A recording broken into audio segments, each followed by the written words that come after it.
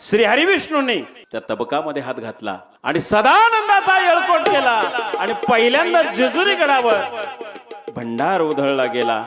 तेव्हापासून आस्था गायब. ज्या ज्या ठिकाणी खंडेरायाचं अधिष्ठान असेल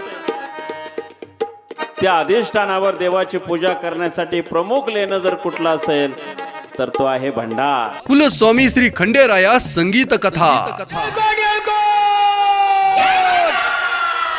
आजच्या कथेला आपण आरंभ करत आहोत. कृतयुगामध्ये मल्हारी मार्तंडाचा अवतार कार्य झाला. अर्थात देव पुष्कळ आहे. कोणी म्हणतात 33 कोटी. आता ते कसे काय, आपल्या तितका वेळ नाही डीप मध्ये जायला आपल्याला.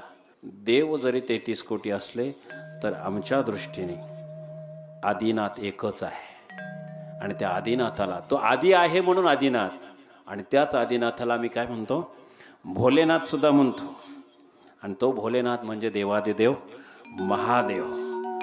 आणि तोच महादेव म्हणजे कुलदैवत खंडेराया. तुम्ही पहा, महादेवाच्या मंदिराला प्रदक्षिणा चालत नाही, बरोबर आहे. पण तोच महादेव इथं खंडेराय म्हणून बसल्यानंतर त्याला मात्र आपण प्रदक्षिणा घालतो. पण कशी? भंडार खोबरं उधळून. देव तोच आहे, फक्त अवताराचं प्रयोजन बदललं गेलेलं आहे. खंडेरायाला सगळ्यात जास्त प्रिय जर काय असेल तर तो आहे हळद, म्हणजे भंडार. आता खंडेरायाच्या अवतार कार्याचे अनेक प्रयोजन आहेत. त्यातलं हळद म्हणजे भंडार, याच्यावर थोडंसं आपण प्रकाश झोत टाकणार आहे. सृष्टीची निर्मिती मुळात अशी झालेली आहे. नाथ महाराज त्याचं वर्णन करतात. पहिले कोठेच नव्हते काही, चंद्र सूर्य तारा नाही, अवघे शून्यच होते पायी. म्हणजे काही शून्य म्हणजे काहीच नव्हतं. तेथे एक ढालगज निर्माण झाली. तिने पहा एवढी ख्याती केली. ही ढालगज म्हणजे आदिमाया आहे. ती आदिमाया प्रकट झाली. आदिमाया प्रकट झाल्यानंतर आदिनाथ प्रकट झाले, म्हणजेच देवादिदेव महादेव प्रकट झाले. मग सृष्टीचा आरंभ होत असताना एक आदिनाथ आणि एक आदिमाया आहे. मग सुरुवात जर आदिनाथाने आणि आदिमायाने केलेली आहे तर आम्ही 33 कोटी देव मोजायची काय गरज आहे? सुरुवातच आदिमायेपासून आणि आदिनाथापासून आहे. आदिमायेने ज्या वेळेला सृष्टीची निर्मिती केली, तदनंतर आदिनाथानंतर ब्रह्मा आणि विष्णूची उत्पत्ती झाली. ब्रह्मा, विष्णू आणि महेश. महेश म्हणजे महादेव. या 3 देवांना सृष्टीचं पालन पोषण या जबाबदाऱ्या दिल्या. आणि महादेव हे लय तत्वाचे स्वामी आहे. म्हणजे पालन पोषण कोणी करायचं, जन्माला कोणी घालायचं, आणि त्याचा लय कसा करायचा. लय म्हणजे ती जबाबदारी आहे महादेवांची. आणि म्हणून तुम्ही पहा, महादेवाची मंदिरं कुठे असतात? बोला की, मशाणात. जिथं कोणी जात नाही तिथं कोण असतंय? का महादेवाने तीच जागा का निवडली? लक्षात येते का तुमच्या? निर्जन, कोणाचा त्रास नाही. देवाला लोकांतातली जागा कधीच आवडली नाही. जी आवडली जागा ती एकांतातली, आणि एकांतातली सगळ्यात महत्वाची जागा म्हणजे मशान. त्याला आपण मशान वैराग्य असं म्हणतो. आणि अशा महादेवांना लय तत्वाचा स्वामी म्हणजे विनाश करण्याची जबाबदारी त्यांची आहे. आणि एकमेव देवता अशी आहे की या देवतेला त्रिनेत्र आहेत. किती नेत्र आहेत? त्रिनेत्र. बाकी कोणालाही त्रिनेत्र नाही. 4 हाताचे, 6 हाताचे, अष्टभुजांची देवता आम्ही पाहिली असेल, पण त्रिनेत्र असलेली एकच देवता म्हणजे महादेव. लक्षात घ्या. पण ज्या वेळेला सृष्टीची निर्मिती झाली, सृष्टीची निर्मिती झाल्यानंतर जबाबदाऱ्या वाटून दिल्या आणि आदिमाया गुप्त झाली. जबाबदारी जरी वाटून दिली तर मायेशिवाय सृष्टी चालू शकत नाही. या त्रिदेवांच्या लक्षात आलं, आम्हाला जबाबदाऱ्या दिल्या, पण सृष्टीचं संगोपन कसं करायचं, पुनर्निर्मिती कशी करायची, हे आदिमायेने मात्र सांगितलेलं नव्हतं. आणि म्हणून 3ही देव विचारात पडले की या सृष्टीचं मायेशिवाय कसं हालचाल होणार. माया नसेल तर काही होऊ शकत नाही. आणि म्हणून 3ही देवांनी आदिमायेला साद घातली, पण साद घालून सुद्धा आदिमाया प्रकट होईना. तीनही देवांनी आराधना सुरू केली, तप त्या ठिकाणी सुरू केलं, आणि तीनही देवांनी त्या ठिकाणी तप त्या ठिकाणी सुरू केल्यानंतर नारद महर्षी त्या ठिकाणी प्रकट झाले. नारायण नारायण. तीनही देवांना विचारलं, आपण प्रमुख देवत आहात आणि आपणाला तप करावं लागतंय कशासाठी? आदिमायेने आम्हाला जबाबदारी दिली आणि त्या सांगून गुप्त झाल्या, आम्ही त्यांचं त्या ठिकाणी ध्यान लावलंय. आणि म्हणून नारद महर्षींनी आदिमायेला साद घातलेले आहे. त्रिदेवांनी आणि नारद महर्षींनी आदिमायेला साद घातल्यानंतर आदिमाया या तीनही देवांच्या समोर प्रकट झाल्या आणि तीनही देवांना नेत्र उघडण्याचा आदेश दिला. तीनही देवांनी आदिमायेचं दर्शन घेतलं आणि सांगितलं, आपण आलात, पण आल्यानंतर आम्हास आपण एक वचन द्यावं. आदिमायेने सांगितलं, कैसे वचन? आता आपण पुन्हा अदृश्य होणार नाही, पुन्हा गायब होणार नाहीत, ऐसे वचन आम्हास द्यावे. आदिमायेने सांगितलं, वचन तर आम्ही देऊच, पण सृष्टीच्या कल्याणासाठी आम्ही एक वनस्पती संजीवनीच्या रूपाने देत आहोत. महादेवांनी विचारलं, काय आहे ती वनस्पती? आदिमायेने सांगितलं, ही वनस्पती माणसाच्या जीवनामध्ये उद्धार करणारी ठरेल. तीनही देवांनी विचारलं, अशी कोणती वनस्पती आहे की जी संजीवनीच्या रूपाने असेल? त्यावेळेला आदिमायाने अशी मूठ धरली आणि तीनही देवांनी खाली तबक धरलेलं होतं, आणि जसजशा मूठ सोडत होत्या त्या मुठीतून हळद म्हणजे भंडार खाली पडत होता. पूर्ण तबक भरलं गेलं, वरून भंडार त्या ठिकाणी ओसंडून वाहत होता. त्यावेळेला तीनही देवांनी विचारलं, या हळदीचं करायचं काय? त्यावेळेला आदिमायेने सांगितलं की कृतयुगामध्ये जेव्हा देवादिदेव महादेव सृष्टीवर निर्माण झालेला अधर्म नष्ट करण्यासाठी मल्हारी मार्तंडाच्या रूपाने अवतार घेतील, त्यावेळेला या वनस्पतीचा खऱ्या अर्थाने उद्धार होणार आहे. आणि त्याच वेळेला देवादिदेव महादेव म्हणजे मल्हारी मार्तंडाच्या रूपामध्ये या वनस्पतीचा खऱ्या अर्थाने उद्धार करतील, पर्यायाने मानव जातीचा उद्धार करतील. आणि पुढे काही कालांतराने भगवंताला अवतार घ्यावा लागला,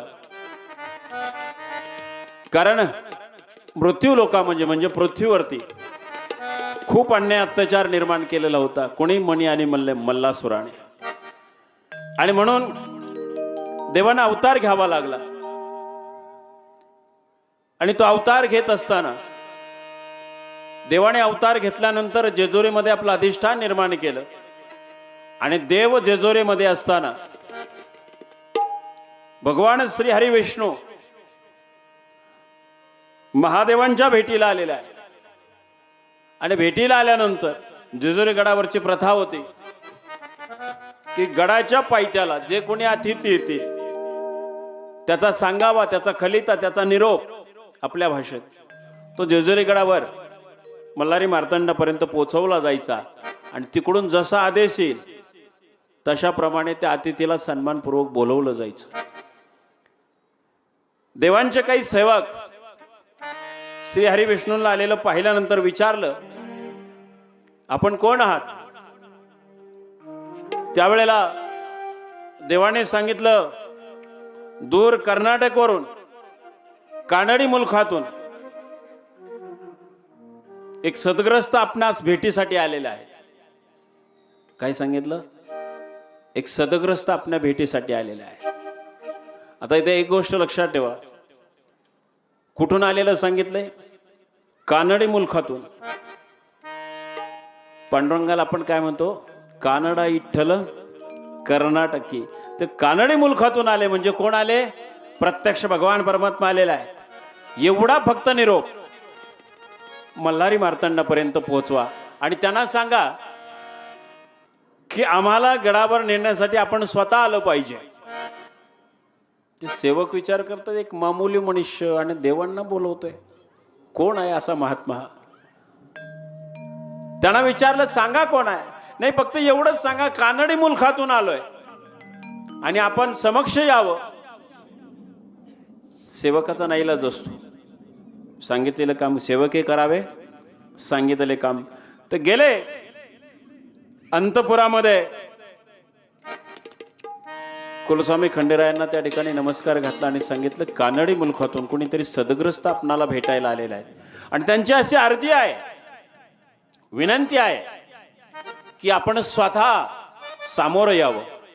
तुम्ही पहा, एखादा मोठी व्यक्ती जेव्हा आपल्याकडे येते आपल्या घरी, तेव्हा आदराने आपण 4 पावलं पुढे जातो की नाही?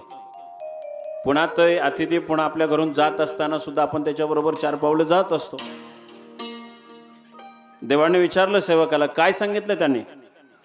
दूर कानडी मुलखातून एक सदग्रस्त आलेत भेटायला असं सांगा आणि आपल्याला स्वतः बोलवलेलं आहे. तेव्हा खंडेरायांनी काय केलं? सांगितलं की आम्ही तिथं स्वतः जाण्याची गरज नाही आहे. मग तुम्हाला तर स्वतः बोलवलंय. खंडेरायांनी सांगितलं, आम्ही जी वस्तू देतोय ती त्यांच्यापर्यंत घेऊन जायची. त्यावेळेला खंडेरायांनी काय केलं? या सेवकांना सांगितलं, मोठं तबक घेऊन या. तर तबक समोर पकडा. आम्ही जी वस्तू देतोय, आम्ही जी काही वनस्पती देतोय ती त्यांच्या फक्त कपाळी लावण्यासाठी द्यायची आहे. सेवकांनी तबक धरलं आणि खंडेरायाने येळकोट येळकोट जय मल्हार म्हणून जी मूठ धरली आणि हळूहळू मूठ सोडत चालले आणि ते तबक पूर्ण भरून गेलं, ओसंडून व्हायला लागलं.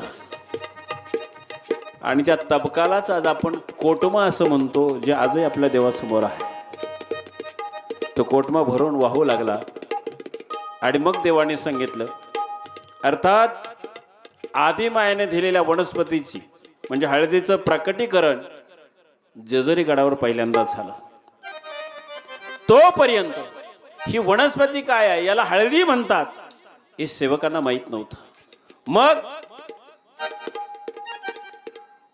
देवांनी आज्ञा केली, हे तबक घेऊन जे कानडी मुलखातून अतिथी आलेले आहेत ना, जे सदग्रस्त आले नाही ना, त्यांच्या समोर फक्त तुम्ही हे तबक घेऊन जावा, काही बोलण्याची गरज नाहीये.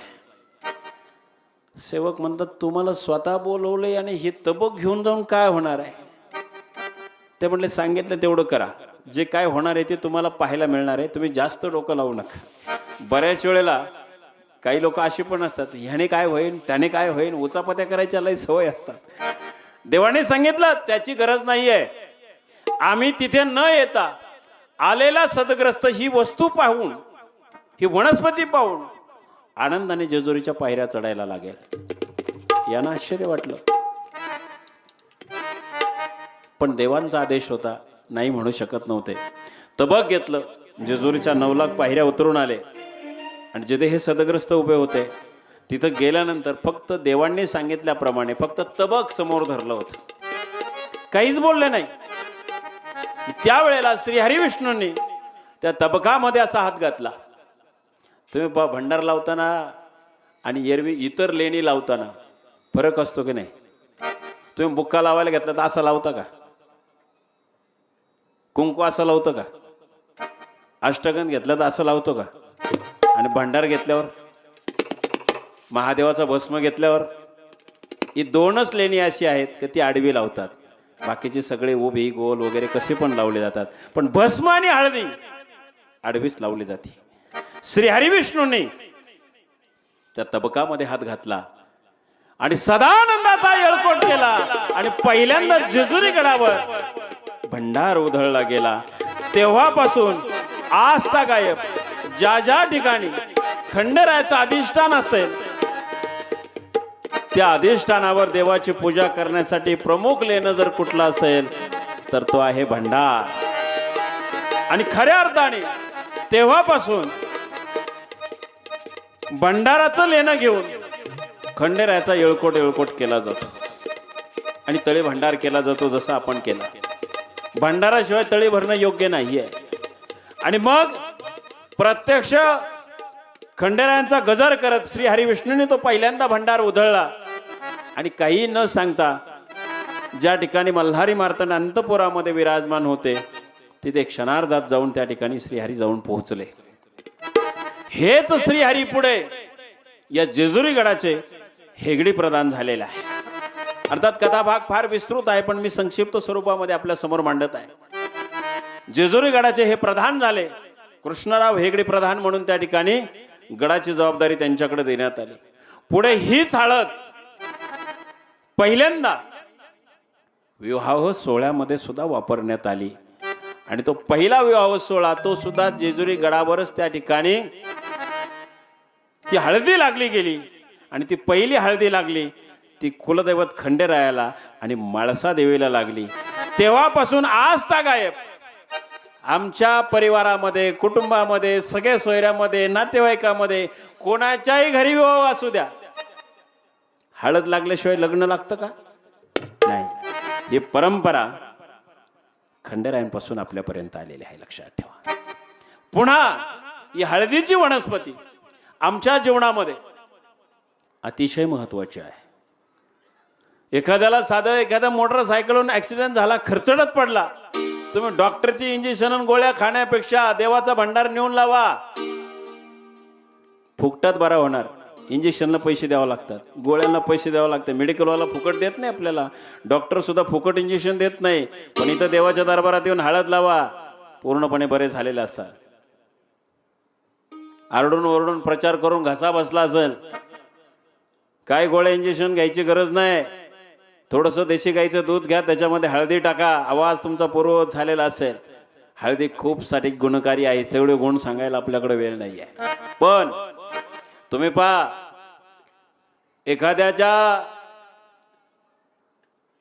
देवाला कुत्रा फार प्रिय आहे. कुत्र्याला जरी कुठं जखम झाली ना, आपण वेटरनरी डॉक्टर का कधीच नेलं नाही जुन्या लोकांनी, आता नेत असतील मला माहीत नाही. पण देवाचा भंडार जर त्याच्यावर टाकला ना आणि 4 दिवसांनी पाहिलं तर ती जखम भरलेली असते. ही केवळ कुत्र्याची जखम भरते, जनावराचीच जखम भरते असं नाही, माणसाची सुद्धा जखम भरली जाते. खंडेरायाच्या अवताराचं मुख्य प्रयोजन या हळदीच्या वनस्पतीचा उद्धार करण्यासाठी, पर्यायाने मनुष्य जन्मात जातीचा त्या ठिकाणी उद्धार करण्यासाठी हे मुख्य प्रयोजन होतं.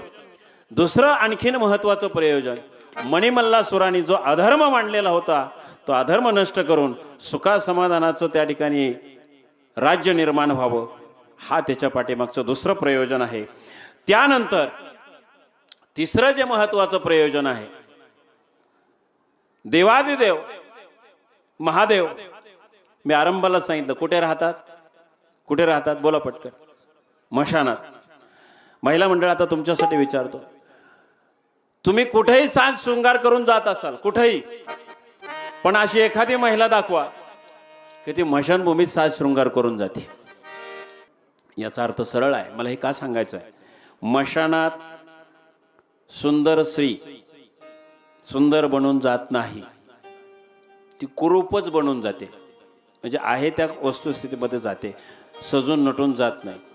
पर्यायाने मशानात राहणाऱ्या आमच्या देवादिदेव महादेवाने सजलेली नटलेली सुंदर स्त्रीच पाहिलेली नव्हती. बरोबर आहे. पण ज्या वेळेला समुद्र मंथन झालं, समुद्र मंथन झाल्यानंतर 14 रत्न निघाले. सगळ्या 14 रत्नांचं वर्णन आपण करणार नाही, त्यातले प्रमुख 2 रत्नांबाबत आपण फक्त बोलणार आहे. या 14 रत्नांपैकी हलाल विष सुद्धा निघालेलं होतं.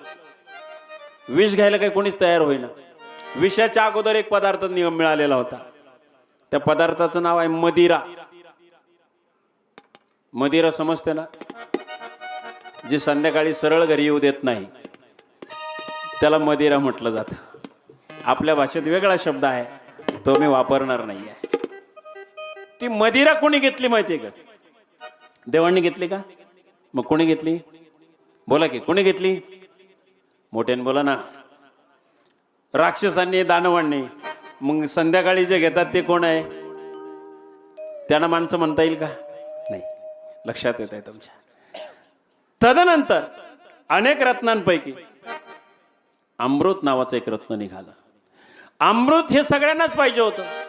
दानवांनाही पाहिजे होतं, देवांनाही पाहिजे होतं, मिळालं तर मानवाला सुद्धा पाहिजेच आहे. आता जर इथं अमृताची कुपी आणली तर नाही कोण म्हणणार आहे त्याने फक्त हात वरती करा. मरण कोणाला पाहिजे का? बरं, मरण अटळ हे सगळ्यांना माहिती आहे, पण मरण हवंय असं कोणी म्हणणार आहे का? आत्ता जर कोणी आणलं इथं या भर व्यासपीठावर अमृताचं वाटप आहे आणि पहिलं महाराजांपासून सुरुवात करायची, मला घेऊच द्यायचे नाही तुम्ही, मला तुरडून टाकसान तुम्ही, पण तुम्ही स्वतः मिळवणार. असाच प्रकार झाला तिथे समुद्र मंथनाच्या तिथं. देवांमध्ये आणि दानवांमध्ये झुंबड लागली. देव एका बाजूला वळतायत, दानव एका बाजूला वळतायत. शेवटी दानवांची शक्ती जास्त भरली. दानवांनी ती अमृताची कुपी, तो घट हिसकावून नेला. देव संकटात आले. जर हे सगळे अमृत पेले तर आपलं काही खरं नाही. हे सगळीकडे ताबा मिळवतील, स्वर्ग पृथ्वी पाताळ सगळं मिळवतील, मग आपल्याला दास व्हावं लागेल यांचं. दास होणे म्हणजे गुलामगिरी पत्करणे. देवांनी काय केलं? सगळे मिळून आता पहिले महादेवाकडे तर जाऊनच आलेले होते. त्या बाबाला बोले बाबा म्हणतात उगत नाही. कोणीच ते विष घ्याय ना. ह्यांना म्हणले घेता काय तुम्ही? म्हणले चालतंय. ते विष याचा विचार केला नाही बाबांनी. सृष्टीच्या कल्याणासाठी विष प्राशन करणारी एकच देवता आणि ते म्हणजे देवादिदेव महादेव. लक्षात ठेवा. बाकी काही वाटेला आलं तर माणसं आनंदाने घेतील, विष कोणी आनंदाने घेणार नाही. आणि म्हणून या दैवताला अजून एक नाव पडलं, नीलकंठेश्वर. ज्या विषाने त्यांचा कंठ निळा झाला. लोक म्हणतात महादेव निळा. महादेव निळा नाही, त्यांचा कंठ फक्त निळा झालेला आहे. आणि म्हणून महादेवाकडे आता कोणी गेलेलं नाही. हे सगळे देव मिळून कोणाकडे गेले? श्रीहरी विष्णूकडे गेले. काही झालं तरी चालेल, पण दानवांना अमृत मिळालं नाही पाहिजे. देवांनी सांगितलं तुम्ही फार काही चिंता करू नका, फक्त घेऊन गेलेत ना. घेऊन जात असताना त्यांनी काय केलेलं आहे? सगळ्यांनी मदिरा त्यांना आधीच मिळालेली होती आणि त्या सगळ्या दानवांनी मदिरा प्राशन केलेली होती. अर्थात ही बाया ज्याच्या डोक्यात बसती, ही बाया समजलं ना तुम्हाला? ही बाया ज्याच्या डोक्यात बसती त्याला त्याचा राहू देत नाही. त्याला त्याचा राहू देत नाही. त्याच्या डोक्यावर ती ताबा मिळवते आणि ह्या सगळ्यांच्या डोक्यावर तिनं ताबा मिळवल्यामुळं नक्की कोणी अमृत घ्यायचं त्यांच्यातच भांडणं सुरू झाली. श्रीहरी विष्णूंना माहीत होतं हे गुणाने खाणार नाही आहेत. ही बया ज्याच्या टाळक्यात असते ना त्याला तुम्ही पंचपक्वान्न पुढं ठेवा, ते खाते का नीट? खाण्याची मानसिकताच राहत नाही त्याची.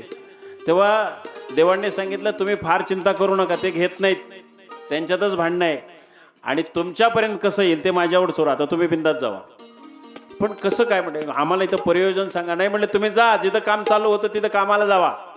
कामाला जावं म्हणजे समुद्र मंथनाला एका बाजूने देव होते, दुसऱ्या बाजूने दानव होते. तुमच्या कामावर हजेरी जा, हजेरी लावायला जावा, तिथं हजर राहा. मी आलेच मागून, मी आलेच आणि आलोच, याच्यात फरक कळतो की नाही? सगळे देव विचार करतात. आज देव आलोच का नाही म्हणले, आलेच का म्हणाले? फरक लक्षात येतो ना तुमच्या? आता ते येणार नव्हते, येणारी होती. लक्षात येते ना? देवाने असं काही सुंदर रूप धारण केलं बुवा. देव बोलतील यात नवल नाही हो, अख्खे दानव बोलले बुवा.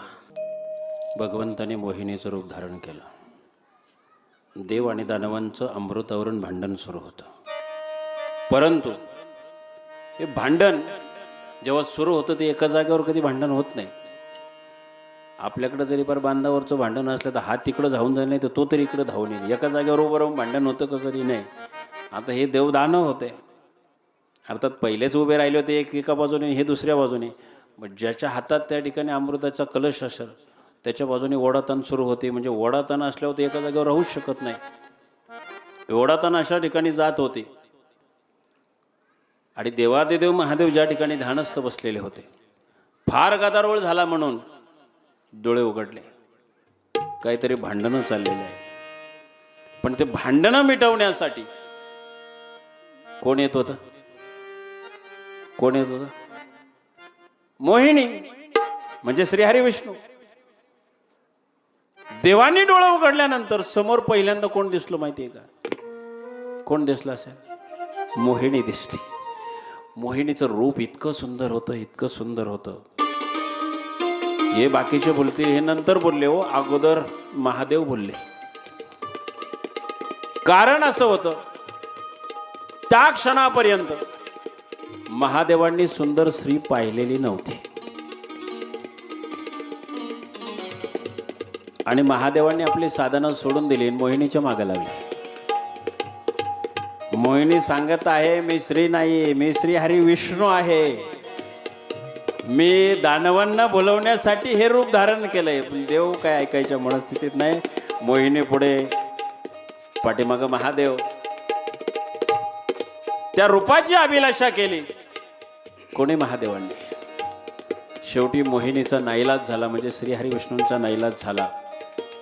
आणि त्यांनी सांगितलं की आपल्या अर्धांगिनी म्हणजे पार्वती माता या तर सुंदर आहेतच, पण तुम्ही माझ्या रूपाची अभिलाषा ठेवलेली आहे, त्याच्याही पेक्षा काकणभर श्रेष्ठ रूप तुम्हाला कृतयुगामध्ये मल्हारी मार्तंड अवतारामध्ये प्राप्त होईल. आणि म्हणून ज्या वेळेला माझं मोहिनी रूपाचं कार्य संपन्न होईल, म्हणजे अमृताचं वाटप देवांना माझ्याकडून होईल, त्यावेळेला या रूपाचं कार्य संपणार आहे. त्यावेळेला मला हे अवतार कार्य संपन्न करावं लागेल. त्यावेळेला माझ्या ह्या रूपाची ज्योत मी पार्वती मातेमध्ये त्या ठिकाणी समाविष्ट करेल. म्हणजे अगोदरच पार्वती माता सुंदर आहे, पण अधिक मोहिनीचं रूप म्हणजे पार्वती माता अजून सुंदर होणार आहे की नाही? ते अवतार कार्य संपन्न होत असताना महादेवांच्या इच्छेनुसार मोहिनीने ते रूप पार्वती मातेमध्ये त्या ठिकाणी समाविष्ट केलं. आणि मग ते रूप एक वेगळ्या रूपाने प्रकट झालं. त्या रूपाचं नाव आहे महालसिका. काय नाव आहे नीट लक्षात घ्या. महालसिका, माळसा नाही बरं का, महालसिका. ते महालसा रूप त्या ठिकाणी प्रकट झालं. आणि ज्या वेळेला खंडेरायांचं अवताराचं प्रयोजन पूर्ण झालं, म्हणजे स्त्रिया देवादिदेव महादेवांनी ठरवलं की मृत्यू लोकातला अन्याय अत्याचार संपवण्यासाठी मला मल्हारी मार्तंडाच्या रूपाने अवतार घ्यायचा आहे. त्यावेळेला पार्वती मातेला या महालसिकाचं रूप जे धारण झालेलं होतं, त्या महालसिकाच्या रूपाने तुम्ही नेवाशामध्ये जन्म घ्यायचा आहे. परंतु महालसिका हा शब्द उच्चारायला थोडासा अवघड जातो. तुम्ही पहा, आपल्या घरात जेव्हा एखादं लहान लेकरू जन्माला येतं, त्याचं नाव काय पण ठेवू द्या. आपण सोन्या ठेवणार, नंतर परत उपनाव ठरलेलं असतं. सोन्या म्हणायला गोड लागतं म्हणून सोन्या,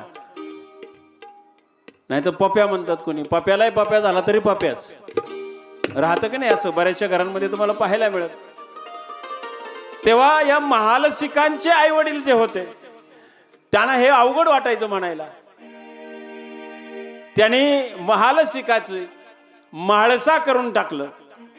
आणि पर्यायाने या माळसेला भगवंतानी वरलं, म्हणून भगवंताला सुद्धा अजून एक नाव पडलं. ते नाव आहे महालसा कांत. आणि म्हणून हे महालसिकाचं रूप म्हणजे सृष्टीवर जेवढं देवी देवतांचे अवतार झाले, विशेषतः देवींचे, त्याच्यामध्ये सगळ्यात सुंदर रूप हे फक्त आणि फक्त म्हाळसा देवींचंच आहे. कारण दोन रूपांचा संगमातून ते रूप प्रकट झालेलं आहे. एक मोहिनीचं रूप आणि स्वतः पार्वती मातेचं रूप आहे. अशी दोन रूप हे म्हाळसा देवींमध्ये त्या ठिकाणी रूपांतरित झालेले आहे.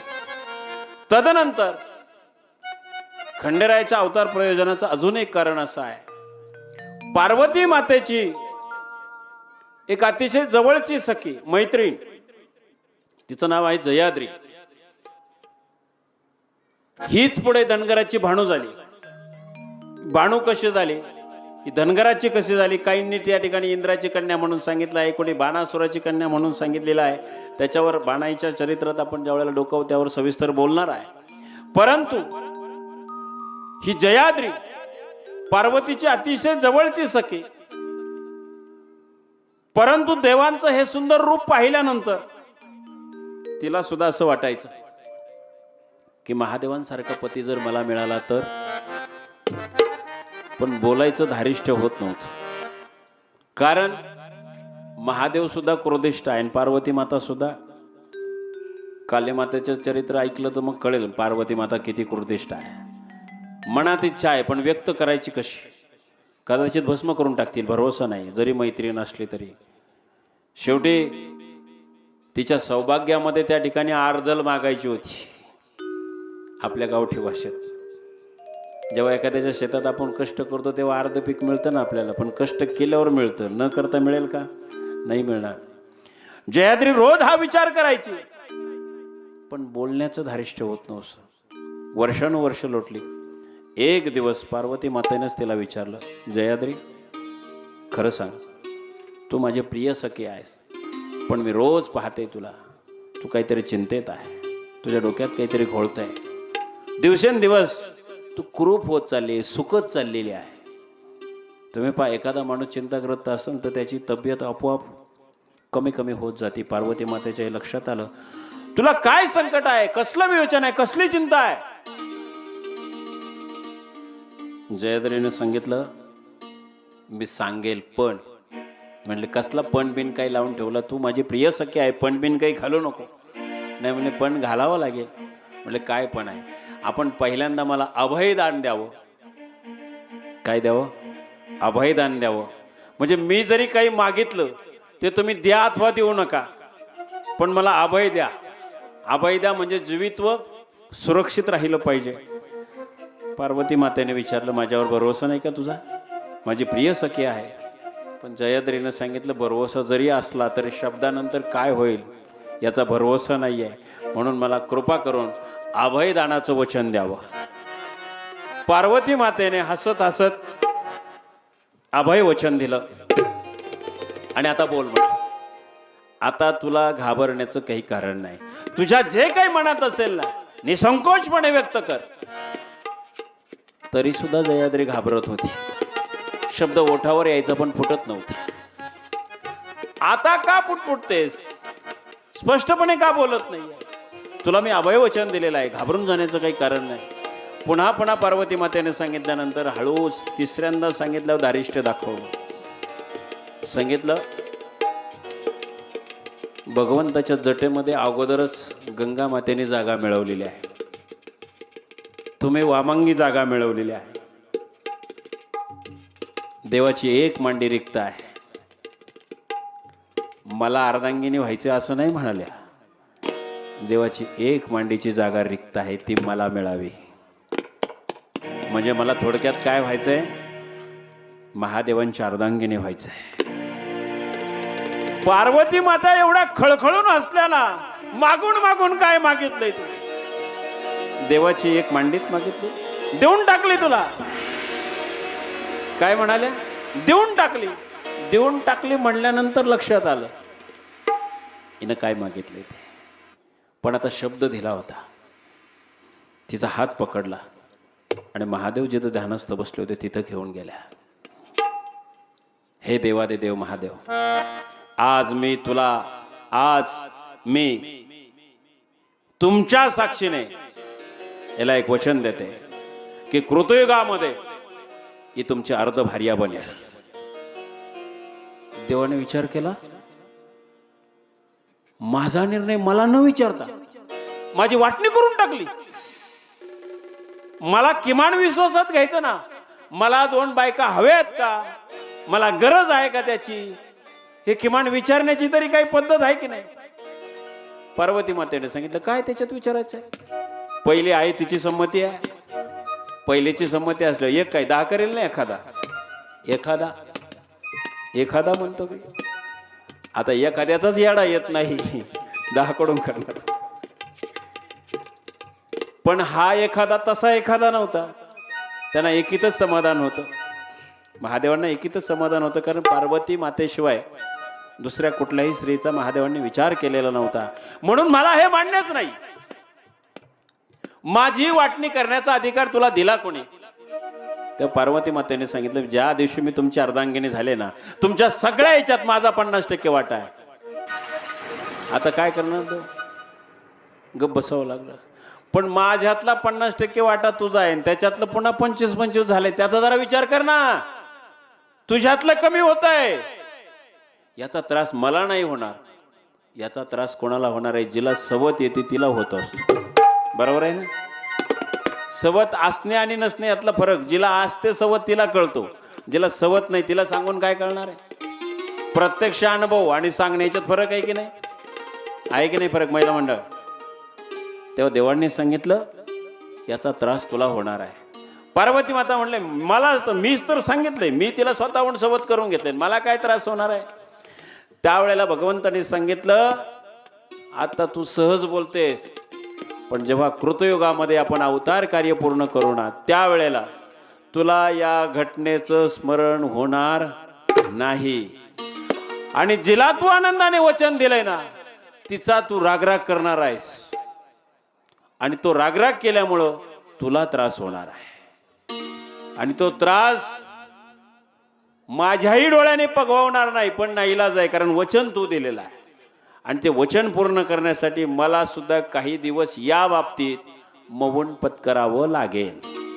कारण जोपर्यंत मल्हारी मार्तंड अवतारातील जो शिवलीला आहे, ती शिवलीला पूर्ण होईपर्यंत मला तुला पार्वती असल्याचं स्मरण करून देता येणार नाही.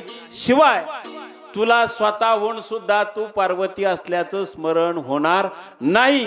आणि स्मरण न झाल्यामुळं तुला त्याचा खूप त्रास सहन करावा लागेल, याचा विचार अजून कर. ते म्हणले, माझा विचार झालेला आहे, आता बदल नाही.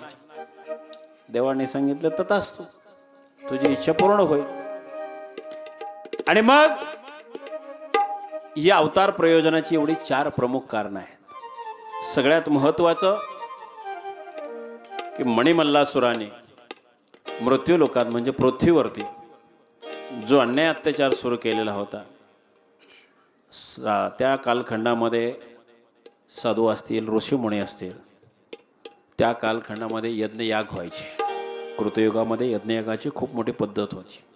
देवांना प्रसन्न करण्यासाठी यज्ञयागाची परंपरा असल्या कारणानं धर्मांगवीत नावाचे एक ऋषीमुनी त्या कालखंडामध्ये होऊन गेले. आणि त्यांचे आणखीन 6 भाऊ, यांना सप्त ऋषी असं संबोधलं जायचं. या सप्त ऋषींनी देवांची प्राप्ती व्हावी म्हणून मणिचूल पर्वतावर खूप मोठा यज्ञ सुरू केलेला होता. परंतु त्या कालखंडामध्ये मणी आणि मल्लासुराचं राज्य होतं. मणी आणि मल्लासुराने असे आदेश दिलेले होते की आमचंच फक्त नाव घ्यायचं आणि आमचीच पूजा करायची, देवांचं नामोल्लेख करायचा नाही, देवांची पूजा करायची नाही. परंतु हे ऋषी कोणी सामान्य नव्हते, सिद्ध पुरुष होते. त्यांनी फतवा काढलेला असताना देखील, दवंडी दिलेली असताना देखील यांनी मणिचूल पर्वतावर यज्ञयागाला सुरुवात केली. अर्थात मल्लासुराचे काही सैन्य आलं, यज्ञाची नाचधूस सुरू करायला त्या ठिकाणी प्रारंभ केला. पण धर्मांगवितांनी सांगितलं, काही झालं तरी यज्ञाचा जो आरंभ केलाय तो थांबवायचा नाही. कितीही संकट येऊ द्या, पण यज्ञ थांबवायचा नाही. यांनी खूप प्रयत्न केले, पण ऋषी काही हटत नव्हते. शेवटी मल्लासुराच्या मुलाने त्याच्यामध्ये पाणी आणून ओतलं. पर्यायाने यज्ञ विझला गेला. यज्ञ विझल्यानंतर अर्थात इंद्राची सुद्धा सत्ता अस्तित्वात राहिलेली नव्हती. स्वर्गाची सत्ता कोणाची होती? इंद्राची. ती सत्ता हस्तगत केलेली होती. नाम मात्र इंद्र राजा होता. हे सप्तही ऋषी स्वर्गामध्ये गेले आणि इंद्राकडे त्या ठिकाणी मदतीची मागणी करू लागले. पण इंद्र घाबरला होता. इंद्र म्हणला, मी काही मदत करू शकत नाही. परंतु मणी आणि मल्लासुराच्या सेवकांनी सांगितलं, हे सप्तऋषी इंद्राची मदत घ्यायला गेले. इंद्राला लगेच पाचारण करण्यात आलं. तुला स्वर्गात राहायचंय का? तुम्ही पहा, एखाद्या पार्टीतल्याला मदत केली, तुला राहायचंय का गावात?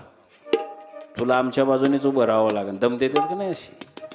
तसं इंद्राला दम दिला. तुला राहायचंय का स्वर्गात? नाही म्हणलं. ते मदत मागायला आले होते, पण मी नाही म्हणालोय, मी मदत केलेली नाही. घाबरला इंद्राने मदत केली नाही. मग हे सगळे ऋषी श्रीहरी विष्णूंकडे गेले वैकुंठामध्ये. त्यांना क्षमा याचना केली. त्यांना सांगितलं, मृत्यू लोकामध्ये हाहाकार माजलेला आहे, आपण आम्हास मदतीला यावं. तेव्हा श्रीहरी विष्णूंनी सांगितलं, हे कार्य करण्यासाठी प्रत्यक्ष महादेवच ही कार्य करू शकतात, आम्ही करू शकत नाही. त्यासाठी आपल्याला कैलासाला जावं लागेल. आणि मग श्रीहरी विष्णूंनी या सप्त ऋषींना बरोबर घेतलं आणि सगळी मंडळी कैलासाच्या दिशेने मार्गक्रमण करू लागले. अर्थात एक लक्षात घ्यायचं, कोणत्याही मंदिरात जात असताना पहिला सेवकाचा मान असतो दर्शनाचा. कैलासाला गेल्यानंतर यांना पहिलं कोण भेटलं असेल? नंदी भगवान भेटले. इथे सुद्धा नंदी आहे ना. पहिलं नंदीचं दर्शन, मग आपण आतमध्ये जातो की नाही. आणि नंदीचं दर्शन न घेता गेले तर देव तुम्हाला दर्शन देणार नाही. नंदीला भेटले. नंदीला सांगितलं, मृत्यू लोकामधून सप्त ऋषी आलेले आहेत आणि देवाकडे गाऱ्हाणं घेऊन आलेले आहेत, महादेवांकडे, त्यांना भेटायचं आहे. त्यावेळेला नंदीने सांगितलं, आता या वेळेला देवादेव महादेव ध्यानस्थ आहेत. नंदीशी संभाषण झाल्यानंतर, अर्थात जेजुरी गडावर श्रीहरींचं आगमन झाल्यानंतर जी प्रथा होती तीच प्रथा कैलासावर त्या ठिकाणी होती. नंदींचा निरोप महादेवांपर्यंत गेलेला आहे. महादेव समाधी अवस्थेतून नंदीशी संवाद करू लागलेला आहे. आणि त्यावेळेला वैकुंठाहून श्रीहरी विष्णू आणि मृत्यू लोकातून 7 ऋषी आपल्याला त्या ठिकाणी आपल्या दर्शनाला येत आहे असा नंदीने निरोप दिल्यानंतर महादेवांनी सांगितलं नंदींना की श्रीहरी विष्णू आणि सर्व ऋषींना सन्मानाने घेऊन या. सर्व ऋषी आणि श्रीहरी विष्णू महादेवांच्या दर्शनाला जाऊन पोहोचलेले आहे. दर्शन झाल्यानंतर देवांनी विचारलं श्रीहरी विष्णूला, भेटीला येण्याचं प्रयोजन नेमकं काय आहे? त्यावेळेला श्रीहरी विष्णूंनी सांगितलं की मृत्यू लोकामधून हे सप्त ऋषी आपल्याजवळ काही गाऱ्हाणं मांडण्यासाठी आलेला आहे. मृत्यू लोकामध्ये मणी आणि मल्लासूर या 2 दैत्यांनी मृत्यू लोकामध्ये देवांची होणारी पूजा पूर्णपणे बंद केलेली आहे, थांबवलेली आहे. आणि जो कोणी आपला भक्त पूजा सांगत असेल, पूजा करत असेल, यज्ञ याग करत असेल, त्यांचा त्या ठिकाणी शिरच्छेद केला जातो. परिणामी त्यांनी मृत्यू लोकामध्ये एवढी दहशत निर्माण करून ठेवलेली आहे की कुठलाही भक्त इच्छा असून सुद्धा आपली पूजा करत नाही किंवा यज्ञ याग करत नाही. अतिशय भीतीचं वातावरण त्या ठिकाणी निर्माण झालेलं आहे. आणि म्हणून सारी सृष्टी या अन्याय अत्याचारातून ग्रासून गेलेली आहे.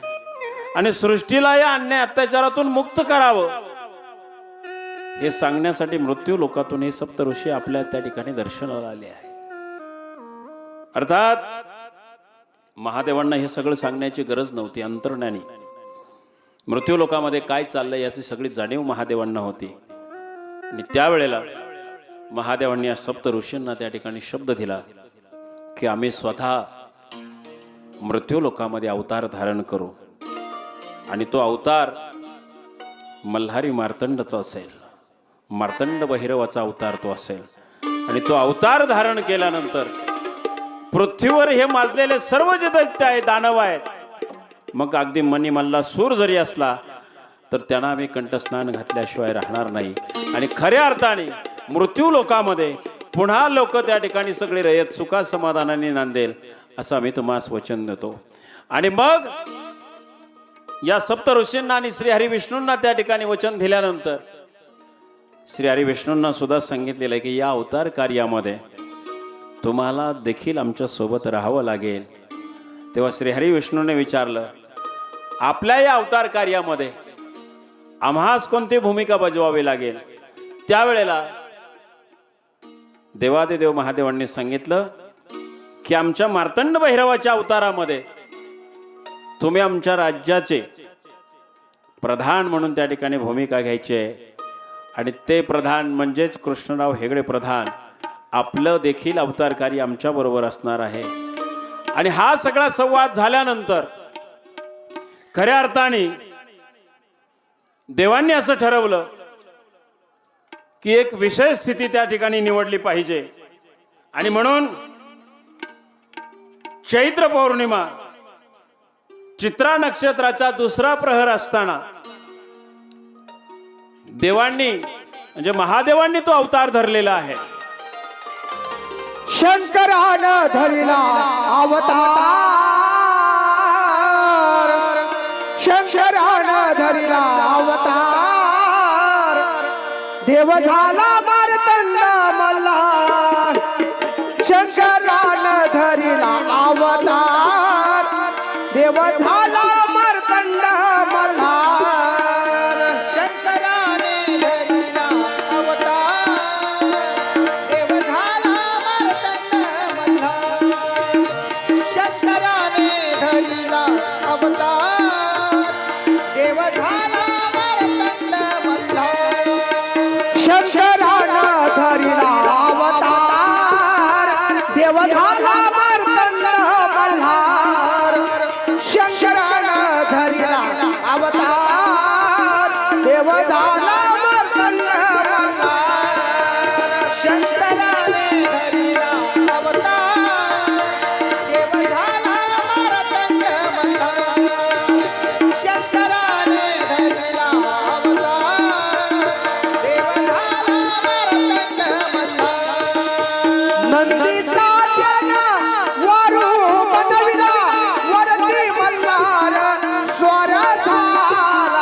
वरती मल्हार स्वार झाला, वरती मल्हार स्वार झाला.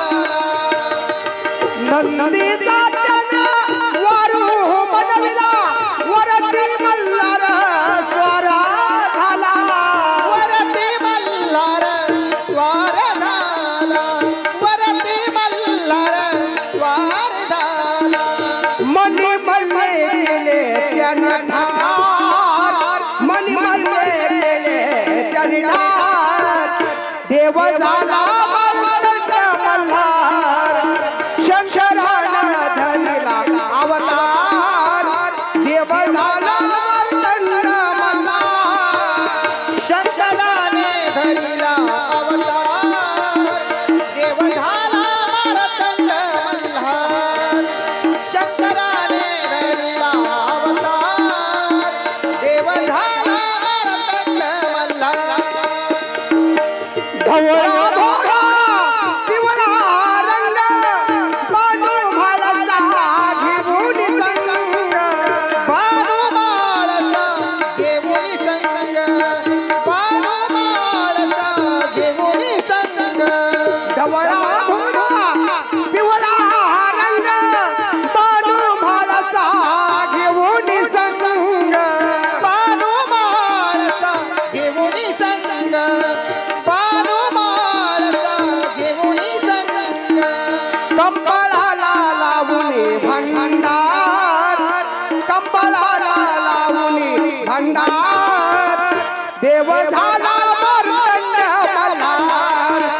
शंकरानं धरला अवतार, देव झाला मार्तंड मल्हार.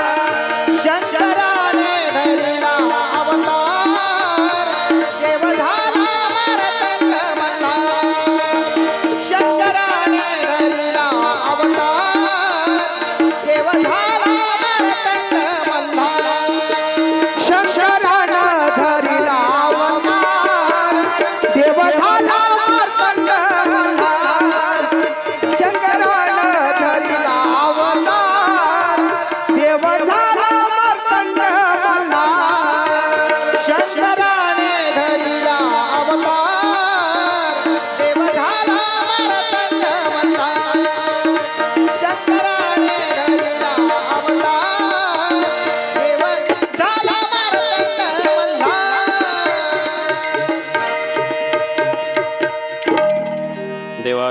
महादेवांनी चैत्र पौर्णिमेच्या दिवशी चित्रा नक्षत्राचा योग साधून आल्यानंतर दुसऱ्या प्रहरी देवादिदेव महादेवांनी मार्तंड भैरवाचा अवतार धारण केला.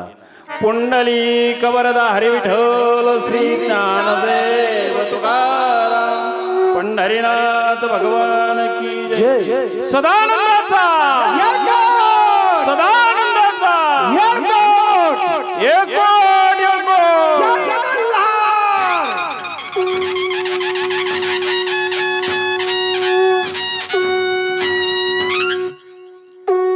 अशाप्रमाणे आज प्रथम दिवशी उशीर झाल्या कारणाने संक्षिप्त स्वरूपामध्ये अवतार कार्याची कथा आपण या ठिकाणी संपन्न केलेली आहे.